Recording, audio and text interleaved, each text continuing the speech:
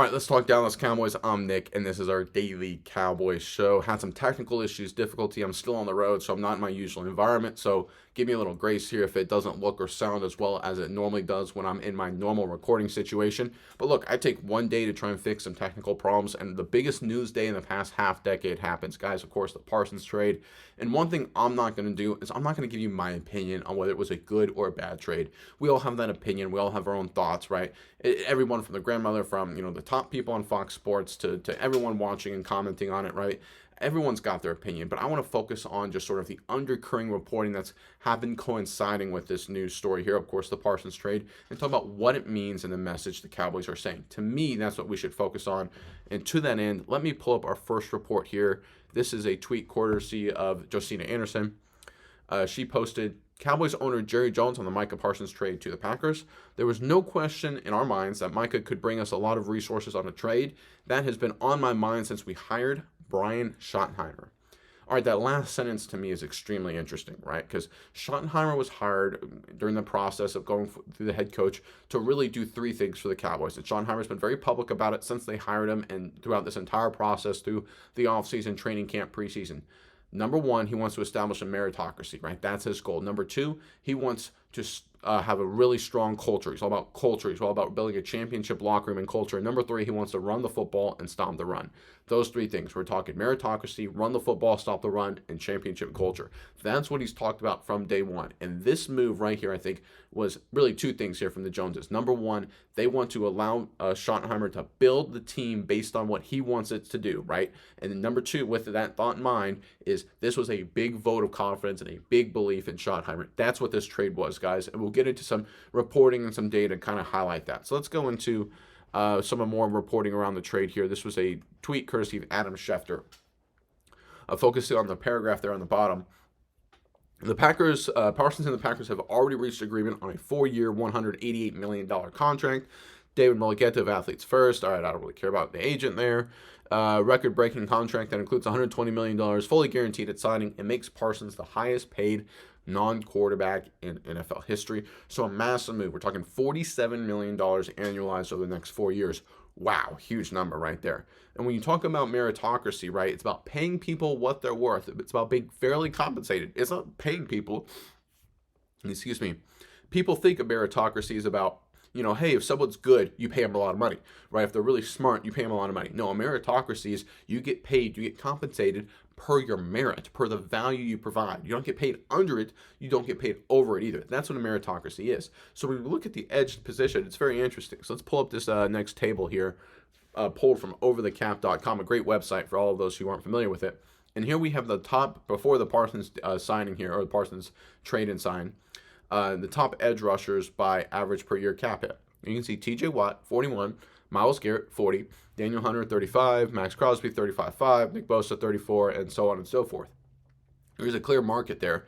And I got a little graph here on this next page to kind of highlight exactly, put a visual perspective on it. And you can see that Parsons deal on the far left, that's that new number, right? You can see it's well above market value, massive jump, right? We're talking 41, 40-ish was sort of the standard for edge rushers this offseason, set by Garrett and Watt. Now, I think Parsons is better than TJ Watt. I think Garrett is a little bit better than Parsons, but you can make an argument either way, right? That's sort of the debatable thing. They're in the same cluster. And they were paid, Watt and Garrett, within about $1 million of each other, right? Makes sense. Instead, the Green Bay Packers paid Micah Parsons $6 million more, and we're talking, based on percentages here, about 15% over market. Now listen, anyone who's bought or sold a home understands that 15% over market is absolutely massive, right? This is not like a small deal. This is a huge deal, a massive, I will say, purchase over the market price, right? You can say that's, you're spending too much money. You could say it's a fair value in the long term, whatever you want to do in terms of the dollars and cents. It is massively over market. And usually when you pay over market, it can be a risky move, right? Can work out for you, but certainly can be risky. But when you're paying over market, that's not a meritocracy, guys. Like I just said, a meritocracy is when you pay someone what they're due, when the value you are providing is equivalent to your compensation, right? If you do great things, you'll get paid a lot of money. If you do average things, you'll get paid average money, right? That is a meritocracy. That is what Schottenheimer has been trying to implement since day one. That's what he sold to Jerry Jones. And right now, that's what, if the Parsons would have been paid $47 million for Dallas, they would have been paid that much money, that would not have been meritocratic, right? That would have been overpaying, right? That's not what a meritocracy is. You can argue the Cowboys should have done it anyway. You can argue and say, well, it's stupid to have that mindset, and you may be right. But if you're going to support your head coach and support what he's trying to do, giving Micah Parsons $47 million was not going to do it. That's just a fact, right? Again, I'm not again, to circumvent, go back to what I said at the very beginning of the episode. I'm not saying the trade was good or bad. I'm not going to give my opinion on that. I'm just saying the Cowboys here are 100% about supporting Schottenheimer and giving him what he wants in terms of build the program he wants over multi-years. It's not just 2025, it's for multi-years. And one of the first things that Schottenheimer has always talked about is meritocracy. And guess what? Overpaying Micah Parsons isn't meritocratic, right? And if you go into some more charts, some more information we have here, this is exactly what we're talking about. So this is the number of combined playoff wins, teams with a top 5 edge over the past 3 seasons. A little bit cherry-picking data here, right? So, bear with me. You can probably go back farther than this and pull up some more information, but I just think it's interesting. So the past 3 seasons, the number of playoff wins for teams that had a top 5 edge combined is 5. 5 playoff wins combined for all the different teams that made the postseason, right? We're talking 42 different teams made the playoffs. We're talking multiple runs, right? We're talking 2022, 23, 24, only 5 playoff wins, right? There's no guarantee that having a top 5 edge wins you anything, right? As the Cowboys have solved Micah Parsons. And I'm not saying Micah Parsons is the reason they lost, far from it. I'm just saying it's no guarantee. It's not like having a superstar quarterback, of course. So if you look at spending all that money on edge, paying over market value for something that may not even be that important, that's not meritocratic. That goes back to the value versus compensation. Micah Parsons is a great player, but do you pay 15% over market value for someone that doesn't get you closer to a championship in terms of playoff performances? As the data shows, not my opinion, that's just the data, right? You could argue and find different data, that's fine, and I encourage you to do so. But again, it goes back to the meritocracy thing. Same thing here. Let's pull up our next chart here. This is our tweet, from Jordan Schultz. This is what he's talking about. To my knowledge, no team in NFL history has spent over $100 million on 2 players until now. With Jordan Love and Micah Parsons, the Packers, do just that. All right, again, you talk about, is Jordan Love and Micah Parsons combined worth, in terms of the performance they've done on the field, over $100 million, right? Between the two of them, we've got 2 playoff wins. And both are really good players. I like Jordan Love. I think he's a really nice quarterback for the Packers. And Parsons, obviously, is an outstanding player. But is it worth this kind of money, right? That's a question you have to ask yourself. And if you're being 100% meritocratic and purely meritocratic, they aren't. Right? Specifically Parsons, right? You make an argument quarterback is worth the money if he's good just because of how important the position is. But that's just the reality.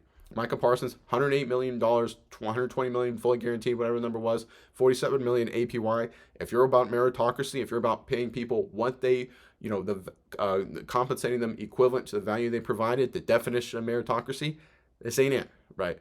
Now, look, I think you can make a strong argument, and I would tend to probably agree with you that Parsons should be paid maybe a little bit more than the market value, right? So I'm not saying that the Cowboys were wrong in terms of their, not willing to pay and trading him. I'm not saying they were right. Again, I'm not going to give my opinion on the trade. I'm just saying it's clear the Cowboys are about supporting Schottenheimer, giving him what he needs. And that brings me to the second point I brought up, and that was culture, right? Schottenheimer's talked about culture, talking about wanting to establish a winning culture. And I'm just going to pull this up right here. There's a picture, of course, went around the media when the Cowboys had the preseason game and Parsons was on the sideline right here. I'll just read the report from ESPN. It's a few days old at this point. But it says, Cowboys coach Brian Scheimer said he'll meet with Micah Parsons to discuss his behavior after he was lying on a medical table behind the Cowboys bench during the Falcons preseason game. He was the only player not to wear a jersey during the game. All right, you talk about culture. You talk about winning. You talk about attitudes. You talk about locker room. And no one in the locker room, and very few players probably took this personally or care. But you did have players playing, scratching and clawing for their NFL lives, right? Some guys got cut in short order a few days after this game. And how did Micah Parsons treat them? And I'm not saying he hated them or was trying to do something mean. He treated them very unprofessionally. You don't reward unprofessionalism. You just don't. This is a business. This is the NFL, right? You don't pay 15% over market for unprofessionalism. You just don't. Right, I'm sorry. Right, you just cannot do that. Right, and this is one of those things. And I think when Schottenheimer, after the discussion, said he met with Parsons, didn't go into any details and didn't say, hey, this is what we talked about. I think this really irritated Schottenheimer. I think probably you could use stronger words than irritated. I think he's trying to build a culture. I think he's a big, sort of like his former head coach that used to work for, Pete Carroll, right? He wants to, have a good environment, good guys, a good team where everyone's on the same page, working towards the same goal. And Parsons showed very publicly that if he didn't get what he wanted, he would publicly embarrass other Cowboys players. This is what it was. That's a fact. You can sit there and say, who cares? You can say, well, it's just one picture. This is the image of Micah Parsons, of what he put out there publicly. No one forced Micah Parsons to take this picture. This wasn't like he was lounging around at home. It wasn't like he was behind the scenes. This was on the sideline at one of the most, biggest contract negotiations in recent memory. All eyes on him. He knew all eyes were on him. He's not an idiot. He's a smart guy. Right? They sit there and say, the media is misconstruing it. Dude, you're not dumb. You do a lot of good media stuff, Micah Parsons, and this was the image you put forward, right? I didn't want to talk about it at the time because I try and be more positive on this channel, right? That's just who I am. I'm a positive guy. But this is not a good image. This is an image of a person who doesn't care about culture. This is a person who doesn't care about professionalism. This is a person that cares about himself, and that's it. And frankly, that's not the kind of energy that Schottenheimer wanted. He wants a selfless culture, not a selfish culture. Now, look, could Schottenheimer be proven wrong and then having a bunch of selfish players could work out? Certainly. It's happened in the past. But if you want to win dynasties and win consistently, look at the Chiefs. You think the Chiefs put up with stuff like this? You think the Patriots under Bill Belichick put up with this? You think former Cowboys coach Bill Parcells puts up with this? You think Jimmy Johnson would have put up with this? No. Now, you can argue me with those guys that never would have gotten to this point, and that's fair. But if it gets to this point, this is tough, right? This is a situation right here where you cannot allow it to happen. And I know a lot of people are sitting there saying like, oh my goodness, this is like the 49ers maybe trading Charles Haley in the 90s. Folks, the 49ers won a Super Bowl in 1994. It wasn't like they traded Charles Haley and then they went 5-11 the next 10 years, right? They were a good football team. They faced the Cowboys in the NFC Championship game the following 3 seasons. They beat them one of those years in San Francisco, 94, went on to win the Super Bowl in dominating fashion, right? They were a good team without Charles Haley. Now, you can sit there and say that pushed the Cowboys over the top, but the Cowboys got 3. During that period, the 49ers got 1, right? And that's all fair, right, of course. But the notion here that this is you should hold on to a guy with this level of unprofessionalism just because he's really good, I think it's up for debate. You want to establish a winning culture. Is this what you want young guys to see? Is this a message you want Ezraku to see, for Booker to see, to Phil Moffitt to see, to Jaden Blue to see? Is this what you want new Cowboys, even the veterans, Sanborn, Murray? Is this what you want? Is this what you want them to see? You want Dante Fowler returning after being a year away, and he looks and says, wow, this is what it looks like now in Dallas? Right? You want some of these young wide receivers trying to make their mark. You want Pickens, try to sell them on the culture. It's a much better place than Pittsburgh, and this is what he sees on the sideline. If you want to sell culture, guys, if you want to be a culture team, this ain't it, right? And that's just a fact, right? So again, going back to the very beginning, the Joneses, they made this deal as a big bet, a big support, a signal of support of Schottenheimer and Schottenheimer's agenda. We talked about meritocracy. We talked about culture, right? The fact is, overpaying Micah Parsons is not meritocratic. If you're trying to build a good culture, folks, this image right here is the exact opposite. This is a problem. And there have been some reporting, and I'll cover in the upcoming days. I'm looking for more, corroborating evidence before I get too deep into the details. But there have been some reporting from good sources, right? I'm not making this up. I use the big guys. I try and sign them all the time on this channel. That a lot of people, coaches, and even players, front office, did not appreciate, did not like Michael Parsons' attitude in terms of what he was doing to the coaches, what he was doing to the organization, not in terms of the holdout or anything like that. The Cowboys historically have not had a problem with that, but just how he was treating everybody else. Like, he felt it was clear that he was according to them, and I'm waiting on more sources before I fully confirm this, he was weighing down the culture, and he was being a very impediment to what the Cowboys were trying to do. I'm going to wait till I get more confirmation before I do a deep dive into that, but it's very clear that Cowboys and Schottenheimer, everyone believes, and this picture is just a perfect example of it, that Micah Parsons was not on board with the culture direction the Cowboys were heading in. And that leads me into, I think, the final point here. That's stopping the run. And this is courtesy of Nick Harris of Fort Worth Star-Telegram, talking about Kenny Clark. Obviously, the Cowboys got Clark and 2 first-round picks for Parsons. Harris commented he's 6'3", 314 pounds, 140 games in 9 seasons, 3 Pro Bowl honors, hasn't missed a game for injury since 2020, 35 career sacks. It's what they needed at defensive tackle, but man, oh man, I'm not sure if this return is justified unless both first-round picks hit, right? And that's Harris's opinion, that last little piece there. Look, you talk about getting better at defensive tackle. Defensive tackle was a problem. You just got better, right? And the reality of this trade, if you just want to look at it from a high-value perspective, is the Cowboys team overall probably got a little worse in 2025 at least, maybe even a lot worse. We'll have to see. Their biggest strength right? Very, very packed defensive end room, very, very packed edge room, of course. Got a little lighter, so we're going to have to see, okay, Ezraku, okay, Fowler, all right, Sam Williams, all right, Nealon, right? We're going to have to see Houston made the roster. Hey, guess what? You're going to earn it, brother, right? We're going to see a defensive end group. We're going to have to step up and make some plays here, right? We're going to see Kenny Clark come in, and I think the run defense just got a lot better. Run fits significantly better. Massive upgrade, right? They went from being one of the worst run defenses in the NFL to a lot better. Now, of course, I think their defense overall got worse because Parsons is a fantastic player. Anyone trying to say otherwise, I think, is misguided at this point. But it's clear the Cowboys solved one problem in the short term, got weaker in another area.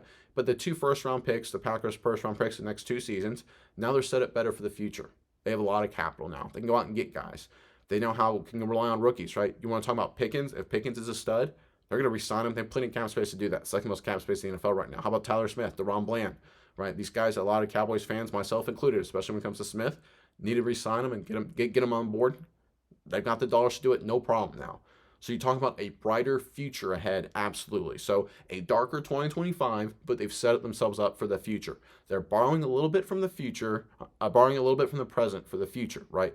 It's sort of the opposite of the Philadelphia Eagles, who have borrowed from the future for the present. Now, again, you can sit there and say the Cowboys are stupid here. You can sit here and say this was a stupid trade. And you would find a lot of people who agree with you. And there's a lot of great points supporting the fact that it was a very dumb and foolish trade. But the Cowboys, they bet on Schottenheimer. They said multi-year, right? You don't bet on someone to come in to talk about implementing meritocracy, implementing culture, talking about stopping the run, which is, again, what Clark is here to do, to help stop the run, help run the football, be more physical. Clark is a great culture guy, too, great locker room guy. You don't hire a guy like Schottenheimer unless you're fully committed to the long term, guys, long term, right? When's the last time the Dallas Cowboys have hired a coach for long-term situations, right? That's what Jerry Jones' first coach was, Jimmy Johnson. Everyone says, oh, the Cowboys, they need to go back to Jimmy Johnson. This was the attitude that Jerry did. He brought in Jimmy Johnson. Jimmy Johnson was not an X's and O's guy in Miami. He was a culture guy in Miami with the Hurricanes, right? Won a lot of games, college coach. College coaches don't work in the NFL. Jones said, no, I'm going to treat it a little differently. Obviously worked well. How about things were going bad in the early 2000s? Obviously, what does he do? He doesn't bring in Bill Parcells. Bill Parcells, never an X's and O's guy. Never was, right? He hired X's and O's guys like Bill Belichick, for example, like Sean Payton, Coughlin, for example. But he was a culture guy. He was an attitude guy. He was an environment guy, right? And of course, that team, that early 2000s team under Parcells, took a few years, but they built the 07-09 squad, right? You can make an argument that the first few years of Jason Garrett, mainly because of drafting on the offensive line, not really because of Garrett, helped set the stage for the 14 to really 21, 22 teams, right? With the offensive firepower they added, namely up front on the offensive line, right? Certainly the 14 to 18 teams were built on that sort of core. So again, when the Cowboys actually take a step back and try and build for the future, it's worked the last 3 times Jerry Jones has done it. Now, does it mean it's going to work now? Of course not, right? Past is never prologue. But I think we can look at the situation and say what was going to happen here if the Cowboys just try to do whatever they could and maximize 2025. What, they go 10-7, 11-6? Some of you guys are optimistic. Hey, they go 11 wins, win the division. Okay, what's going to happen? Like, are they going to make a Super Bowl run? Maybe if they get lucky, but realistically, they're not, right? I've talked about that a lot. This was not a championship team this year, unless they wanted some more magical run. This wasn't, not as good as Philadelphia, in my opinion. They're not as good as Los Angeles, in my opinion. I don't think they're as good as Detroit, in my opinion. You could make an argument that the Packers were better than them before this trade, right? So you go across the board here and you're like, listen, is this the best team in the NFC? Not even close, right? They're not even top 3, right? You can make an argument they're not even top 5 or top 6, depending on who you talk to. Now, I think you get a little flimsy right there because I think Prescott, Lamb, and Pickens are going to be absolutely stupendous. But again, you can make that argument. So the point is, if you're trying to build towards the future, you're trying to set up that culture, this is what you do, guys. This is the kind of move you make. Now, does it mean we should be happy today? Does it mean we should be excited and jumping for joy? No, it's a disappointing day. It's a bummer, right? Parsons is a great player. But the reality is the Cowboys, under the Jones family, they picked Schottenheimer. They said, we are going to give you what you asked for, right? They never did that. They haven't really done that, even with Parcells, right? The signing of Terrell Owens, for example. They kind of halfway did it with Bill Parcells. They kind of ran out of patience. Here, at least early on, they said, no, we're committed, right? It's just like the 80s right here with Jimmy Johnson, the early part of the year. We're committed. We're going to let you do those deals. The Herschel Walker trade, draft pick trades, all that kind of stuff that Jimmy Johnson wanted to do. Schottenheimer, what you want to do in Dallas, we are there to support it. And I think that, again, whether it's going to work out or not, is the move the Cowboys have made. They have bet big on Schottenheimer. They have bet big on the culture. And look, whether it works out or not, we will see in the coming days, weeks, months, and years, right? It could be a total disaster. 2025, and I've said this before, again, it may be challenging for Dallas, but they're building for the future. Jones and the Jones family and the Cowboys leadership as a whole are clearly tired of, having 1 year, 2 years. Well, maybe we can make a run at it, only to have playoff disappointment. They are trying to build for the long term, accumulate draft capital. And guess what? The best GMs, Howie Roseman, everyone likes to, cite Roseman. He accumulates a lot of draft capital. He traded a lot of guys, right? This is what he did, right? Sometimes he makes good trades, sometimes he makes bad trades, but the reality is you need to accumulate capital and make moves and improve your roster. The Cowboys certainly have it. They have the cap space.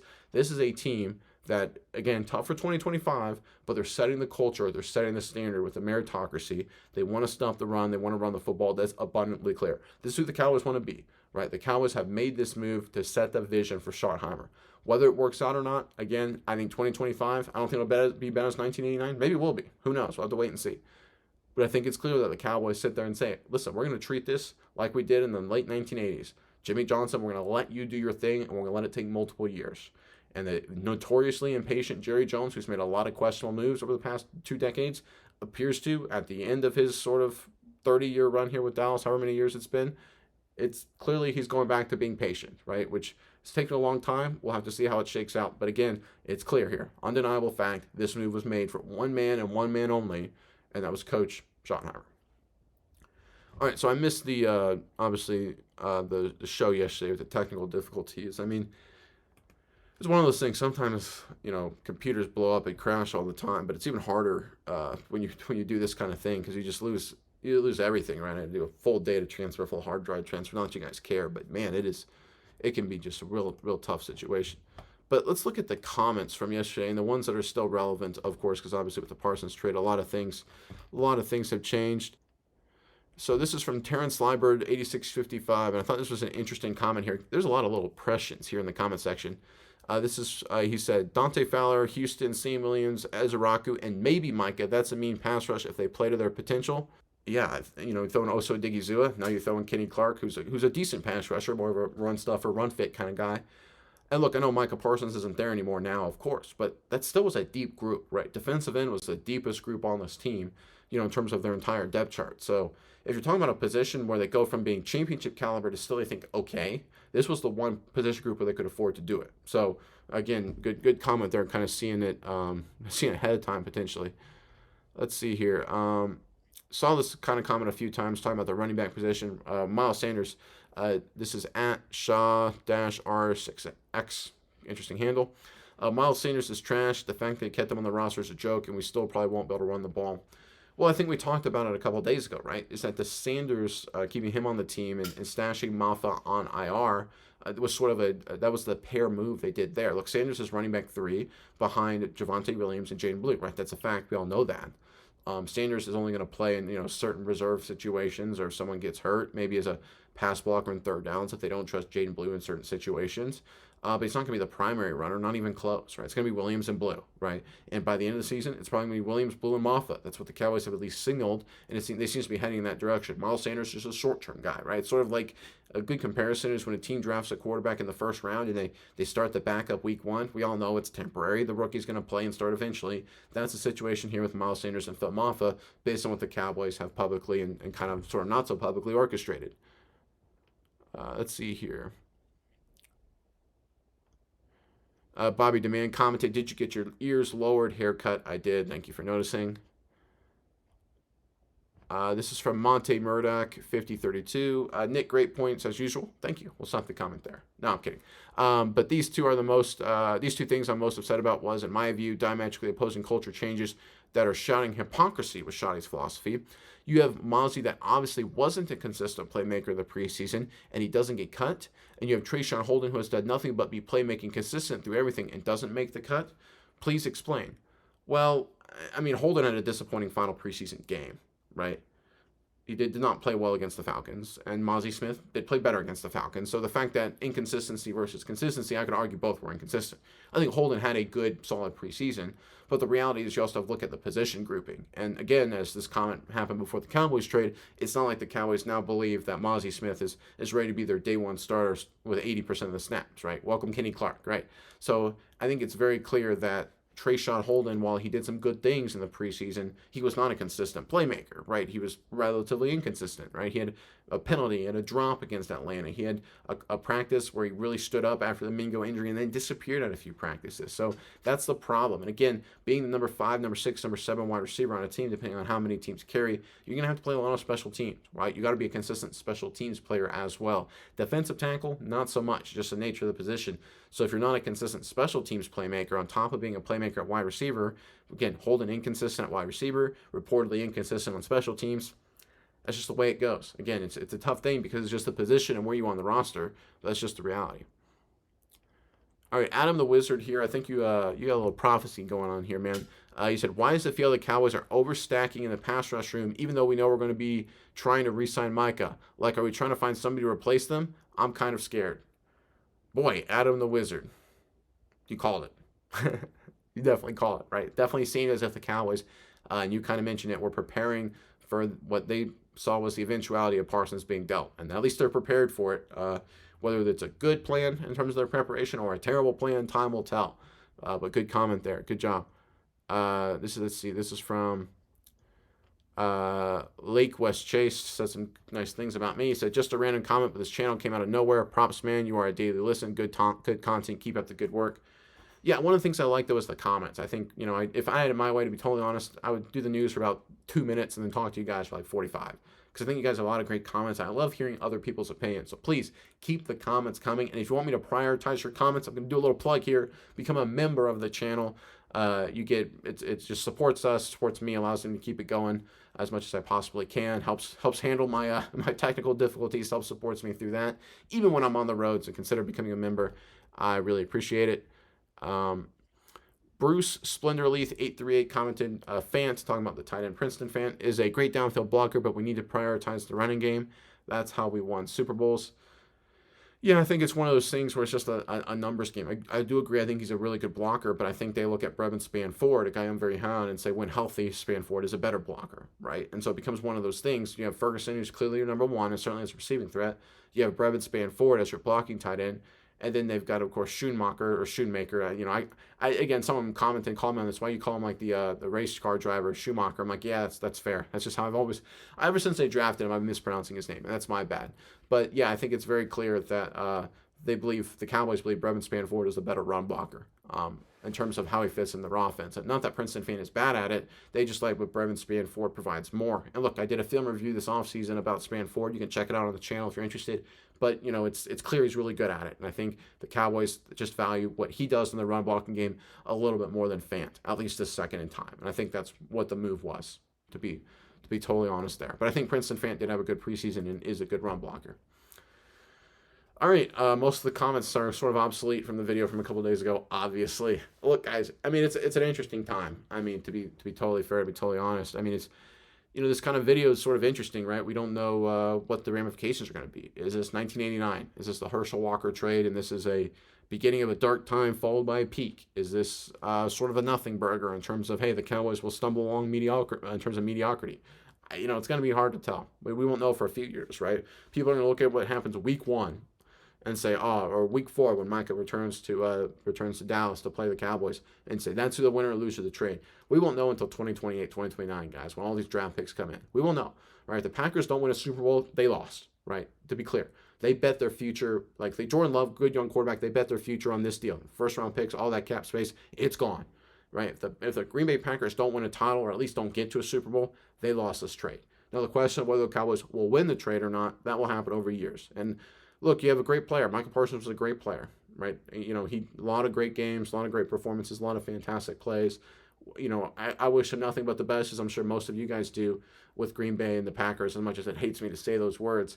But look, I think the Cowboys, like I've said about 25 times on this video, they've made the bet. They made the decision that they're going to go with Schottenheimer's vision. They're going to go with Brian Schottenheimer's vision. This is Brian Schottenheimer's team. People sit there and say, this is Jerry Jones' team. This is the Jones family team. Right now, Jerry Jones has sent one message, and one message very clear. This is Coach Schotty's team. Win, lose, draw, disaster, or success. we are going to sink or swim with Schottenheimer's vision. And look, burn the boats, the gambler, right?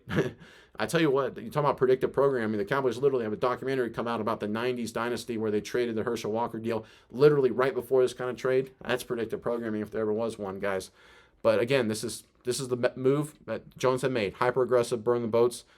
Like the gambler, right? Again, it's sort of, it sounds a weird gambling situation, but it's also patience with Schottenheimer. It's gambling for a long-term investment. It's going all in on a long-term oil pipeline to see if it pans out for you, and if it does, you'll be billionaires. If not, you'll be in trouble. And right now, this is what Jones has done right here. We'll have to wait and see how it all pans out. It's going to be interesting. More news to break as we get ready for Philly, of course. But until tomorrow, I'm Nick, and this is Saturday Morning Inspection.